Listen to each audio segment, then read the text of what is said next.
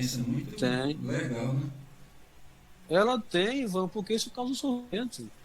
Você sabe que essa moça faz durante 3 horas lá, ela tem que fazer uma coisa que ela sabe que está errada e não parar, imagina, isso é muito angustiante. Então, tá na hora de ajudar essa mocinha aí, tá bom? Então, o tratamento, normalmente o tratamento combinado, vou falar daqui a pouco, separado cada um deles, e em alguns casos, Ivan, vamos lá, uma coisa de cada vez. Normalmente, quando se faz uma boa avaliação, o tratamento medicamentoso ele é usado, e aí a pessoa tem uma resposta melhor porque é uma regularização, né, no circuito cerebral, né, no neurotransmissor, a pessoa passa a ter um efeito de mais autocontrole, de bem-estar. Quando a medicação ela não funciona sozinha, então a psicoterapia é muito importante para poder a pessoa aprender a lidar com novos comportamentos, ressignificar os pensamentos, entender o que é um pensamento distorcido, né, que provoca essas sensações de obsessão, de compulsão, para ela aprender novos padrões de comportamento.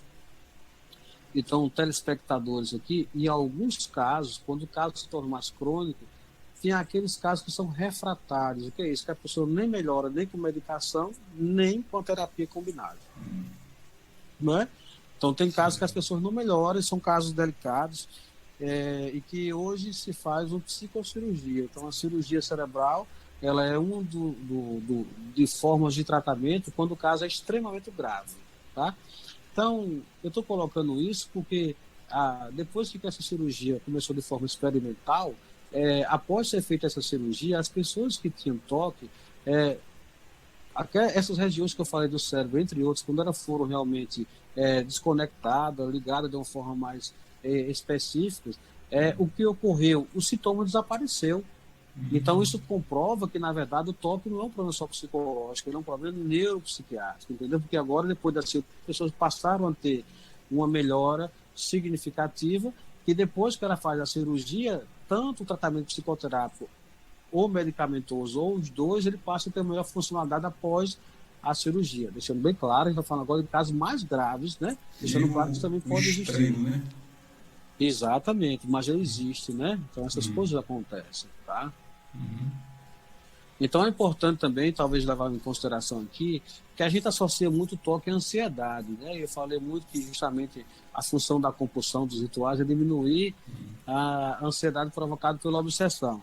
Mas novas avaliações recentes dos estudos do Manual Diagnóstico Estatístico, que é a Bíblia da psiquiatria para lidar com os transtornos psiquiátricos, né, de certa forma, nessa nova classificação que é o DSM-5, eles tiraram o toque da categoria de ansiedade. O toque antes entrava os transtornos de ansiedade, tá?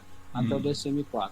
Com o DSM-5 e a CID-11, que eu acho que vai chegar, se eu não estiver falando errado, o toque sai da categoria de transtorno de ansiedade e ele agora é uma nosologia, um transtorno próprio. Transtorno obsessivo compulsivo, né?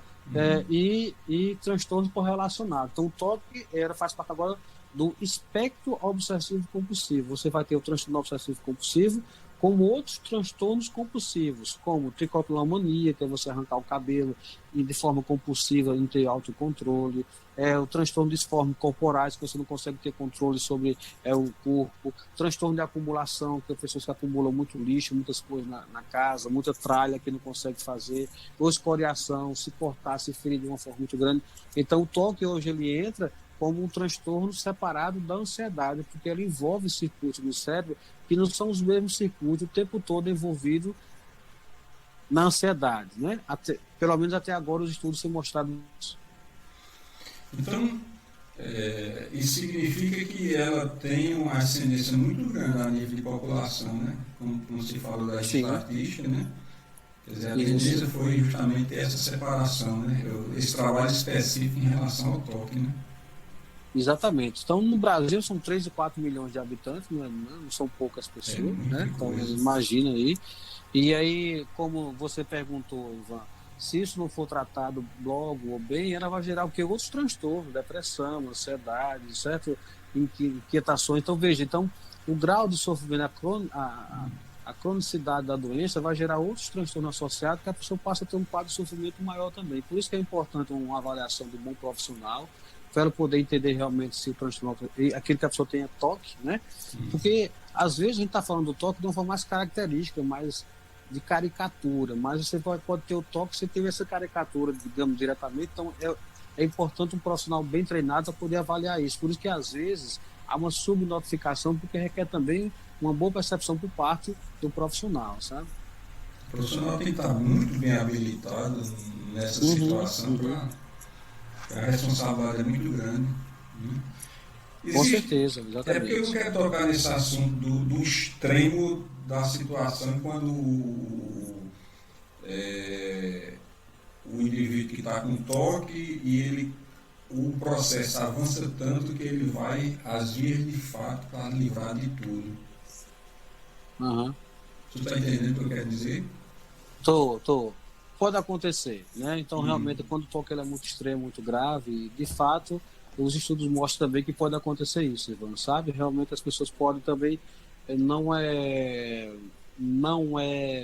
raro, quando o toque causa esse sofrimento, a pessoa ter que querer se matar. Então, é muito também comum os pensamentos suicidas nas pessoas que têm toque, quando justamente esse conteúdo mais que inquieta mais, repugnante, religiosos, entendeu? Então isso causa um grau. Imagine você pensando, eu falei esse exemplo, você, né, fez uma cara de asco, de medo, de susto, porque agora imagina a gente tá pensando isso e você querer parar de pensar isso e não conseguir parar.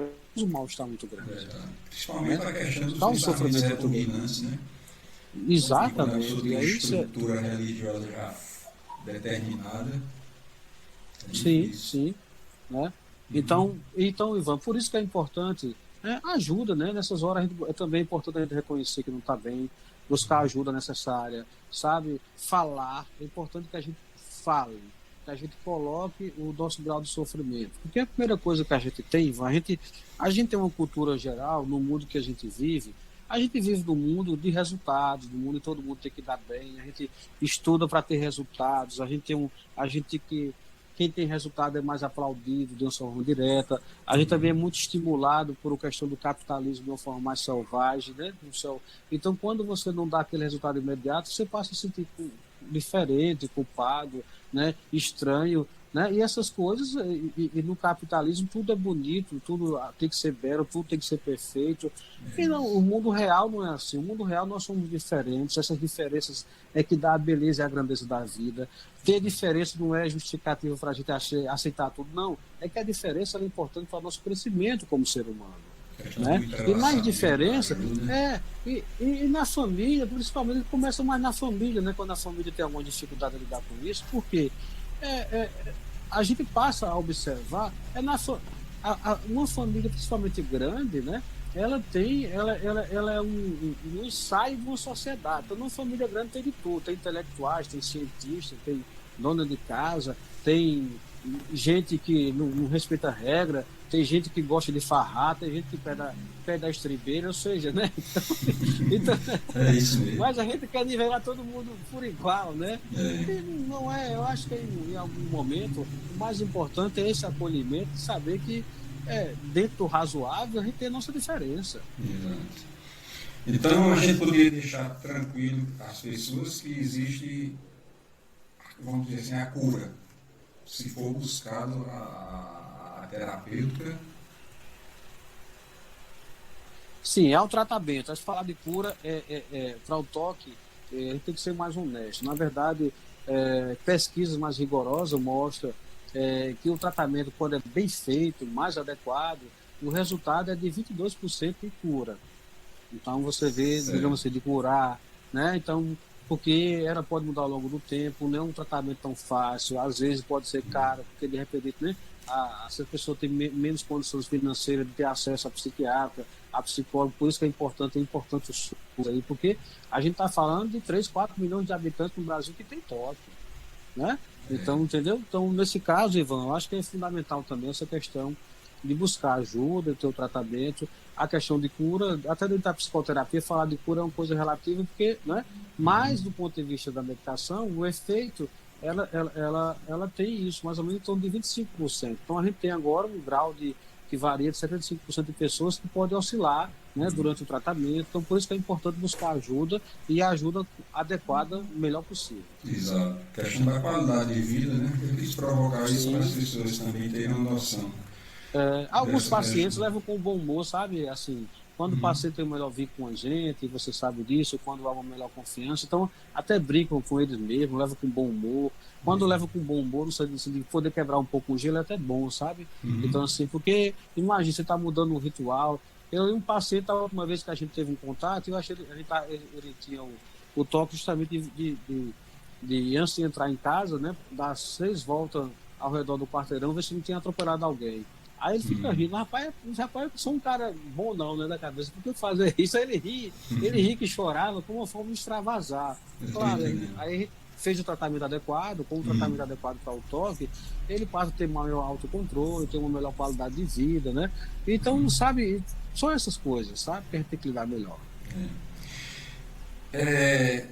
Antes da gente você falar sobre a questão das tuas pesquisas em relação ao toque, a situação atual de pandemia, qual a influência que tem isso, o que pode ter, os cuidados que tem que ter, para que não desencadeie. Agora né? fica isso. Desculpe, exatamente. Eu acho que agora fica mais fácil a gente associar as duas coisas. Né? Então, veja, a gente está falando de uma situação que é real. A pandemia não é uma irracionalidade, né? Porque no início da pandemia tinha muitas informações desencontradas, a gente escutava muita informação, isso também gerou muito mal-estar em muitas pessoas, porque a gente tinha tanta informação que era informação que dava muito medo, mas também porque a gente não estava falando de algo, é algo invisível, porém real, não é algo irracional, né? Então, o coronavírus, ele provoca o quê? Se você não tem sequelas, que é mínimo, você morre, e a forma de morrer na Covid-19 ela é muito solitária, você se despede da família, é muito rápido. Então, veja, isso nos assustou, né? Eu digo que a Covid deu uma sacudida no nosso narcisismo, né? Porque existencial, porque a gente teve que pensar muito rápido sobre algo que a gente pensa normalmente quando vai envelhecer. Né? Falar de morte é uma coisa muito estranha, né? Quando mais se fala e se aceita é quando é espírita que vai discutir que a morte está o tempo todo presente na gente no sentido de renovação, né? Mas fora dessa esfera as pessoas se assustam, né? Porque na verdade a morte seria o último estágio.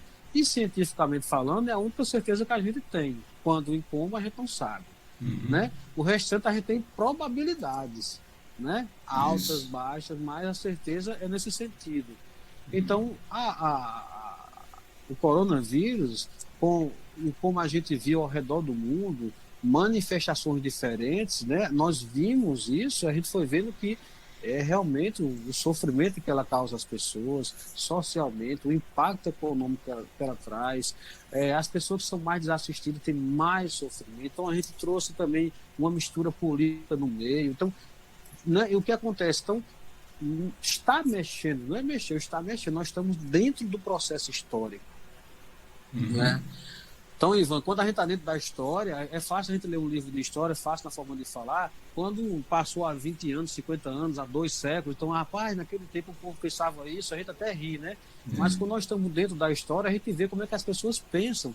Então, muitas vezes, eu, enquanto terapeuta cognitivo, nós temos uma perspectiva filosófica que o que nos interessa não é só a realidade em si concreta, física, mas o significado que dá a ela.